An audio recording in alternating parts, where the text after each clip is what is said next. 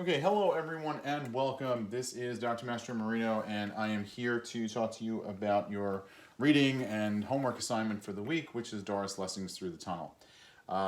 By this point, you should have read the story. If you have not done so, stop this video, read the story. None of this is going to make sense if you don't do that.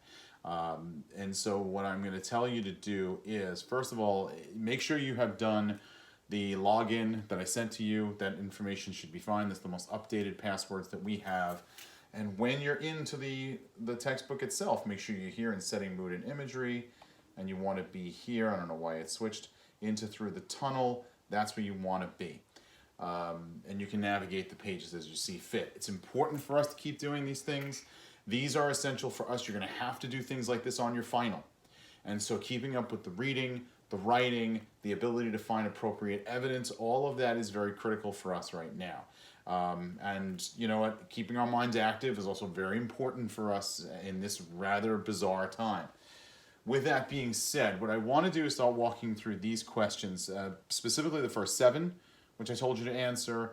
I'm going to spend some time on question 8 and then give you some ideas for questions 9 and 10, which you're going to have to answer and then do in just want to make sure I have enough power here. Yes, I do. And that you're going to have to do in your Google Classroom discussion.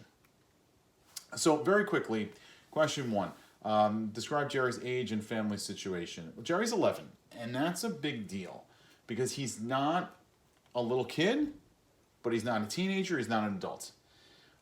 It's that very awkward age of being in between, and in fact, we even now call them tweens. He's not even really a teenager yet, and so he doesn't really know who he is. That and the fact that he's an only child, his mother is a widow, and there's a bit of gender play that is going on in there as well, because of the idea that he lacks a male with whom he can identify. Lessing does this. A lot of writers do this. That they set this up as a gender conflict in some way, shape, and form, because it's kind of drives certain characters' motivations. What happens between Jerry and the boys? Jerry finds these older boys when he goes off by himself, and he swims with them, and he hangs out with them, and it's really cool. But when they can swim the tunnel, and he can't, they lose interest in him. And they look at him like he's a baby, and he feels like he's a baby, and that kind of drives what happens in the rest of the story. And then finally, for comprehension, question 3, why is it so important for Jerry to swim through the tunnel? Well, just what we said. He's trying to prove he's not a baby. He's trying to prove he's a big guy now, and that he's more of an adult, and that he's not afraid, and that matters a lot to him. The whole thing, if he doesn't want to play on like the kiddie part of the beach as he describes it. So now, the text analysis questions. Identify the conflicts, number 4. We've already discussed, the external conflict. He has the external conflict between really him and the boys at first, although they don't really play into the rest of the story, but then also between him and his mother. That he feels that she's mothering him too much and not giving him enough independence, and that honestly just kind of bothers him. And that leads to his internal conflict of he wants to prove to himself that he's more than what he's been told. How does the conflict get resolved? Well, by his swimming that tunnel. And we will get to that more later. Question 5, analyzing suspense. Reread lines 234 through 267. How does Lessing build suspense in this passage? What are the techniques that she used to build suspense in the story? Give examples to support your answers. Notice they're always big on the giving the answer. So now, if you wanted to look at those lines specifically, let me go back.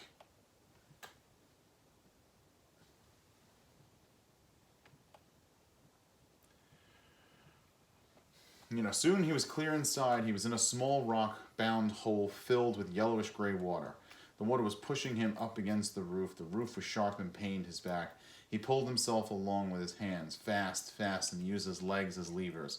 His head knocked against something. A sharp pain dizzied him. 51, 52.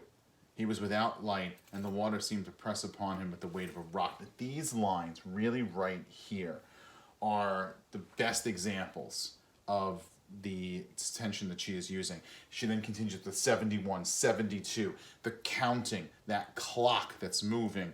Couple that with the idea that he is in this dark place and that he doesn't really know how he's getting out, and then his head keeps hitting things and getting knocked around. That's really building the suspense. I even find throughout the story, and I'm going to go back to the questions now, but throughout the story, some of the things that Lessing does, the coughing up blood when he's back in the hotel room and him covering up with his mother and lying about it, that really starts to build, because you are pretty convinced that by midway through the story, he might die in the course of doing this. And that's what a good writer does. If it was just so obvious he were going to succeed, why would we read this? I remember reading this the first time thinking, gee, I wonder if Jerry dies down there.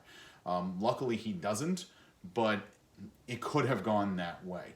So then when you get to 6 and analyzing relationships, you know, Jerry's relationship with his mother, we've covered this already, so I'm not going to spend any more time on it. You know, he's more independent now. And then 7, you know, analyzing details, you know, what are the main differences in the big beach and the bay, and what does each place symbolize to Jerry? The symbolism of it is, you know, the big beach and the bay, and the one is very childish, and the other one is less supervised, and it's more dangerous, but it also presents more opportunity. And that's really a big deal for somebody like Jerry, who just wants opportunity, wants the chance to prove himself. Looking at question 8. Now, you weren't asked to do this, so I'm going to work on this with you right now.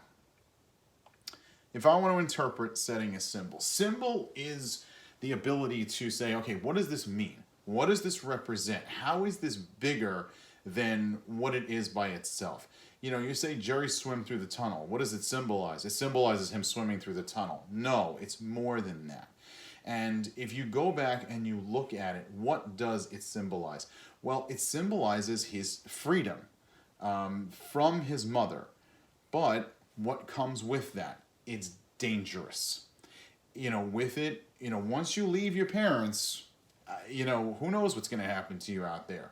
When they're around, they're looking out for you, they're watching out for you, they're making sure you're safe. He goes off on his own completely and really takes a tremendous risk. And so from that point of view, the tunnel represents a risk, but with risks come rewards.